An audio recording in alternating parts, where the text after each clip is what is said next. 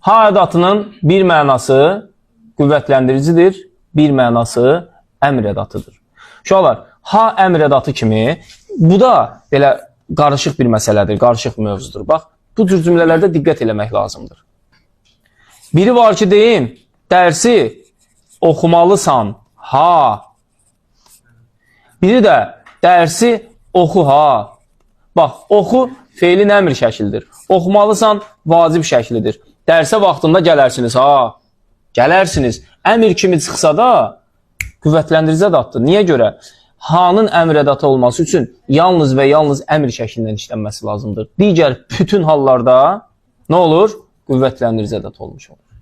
Olduqur. Uğur olsun. Belə, keçirik. İkinci, dəqiqləşdirici ədatlar. Arada mənim yadımdan çıxsa kömək eləyin uşaqlar. Yandırmayaq.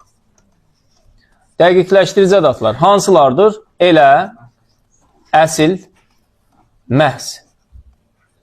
Məhz bu xüsusiyyətinə görə hamı səndən uzaq qaçır. Dəqiqləşdirilir artıq. Bax, bəzi biz işlədirik, dilimizdə artıq məşhur işlədən sırf bu xasiyyətinə görə.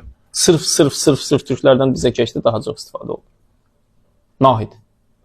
Zübeyir, yuxun gəlir, içərdən balıq sat gətirin belə. Rahat şəraitimiz var. Adiyal da var. Məhz sözü.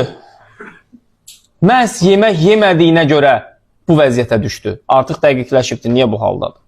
Məhz dərsdə yatdığına görə Səidə heç bir şey öyrənə bilmədi. Məsələ yəni. Elə hamı mən deyəni deyir. Və görürsünüz, dəqiqləşdirdim, getdim, soruşdum oradan buradan. Sonra gəlib deyirəm ki, elə hamı mən deyən deyir. Buradakı elə nə olacaq? Dəqiqləşdirici ədat. Və yaxud da qarışdırılan məsələlərdəndir, bax, elə əvəzliyi ilə. Elə sözü cümlədə sual verərsə, məsəl üçün deyirəm ki, elə uşaqlara, Məhəmməd, səsin batmasın, danışma. Elə uşaqlara baş qoşma. Nə olacaq buradakı elə? Əvəzlik. Niyə görə? Necə uşaqlara, pis uşaqlara, naşı uşaqlara, avara uşaqlara görürsünüz, hər hansı bir sifət əvəz eləmiş olacaq orada. Elə də qöyül? Ay, sağ ol. Bir də deyirəm ki, elə içəri girdim ki, işıqlar söndü.